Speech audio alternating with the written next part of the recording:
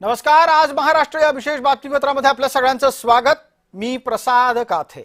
आता या क्षणाला आपण पटकन पाहणार आहोत महाराष्ट्रामध्ये गाजलेल्या काय 3 बातम्या आहेत आणि त्या कशा पद्धतीने चर्चेत राहिल्या। मुंबई महानगरपालिकेच्या साठीची महापौरपदाची सोडत वादात अडकली आहे, कारण सोडत ही पक्षाला बघून काढली गेली असा आक्षेप ठाकरे गटाने नोंदवला आहे।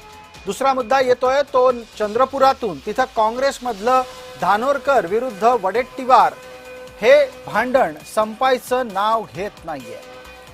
वडेट्टीवारांच्या समर्थकांनी धानोरकर यांच्या विरोधात पक्ष नेतृत्वाकडे तक्रार केलेली आहे।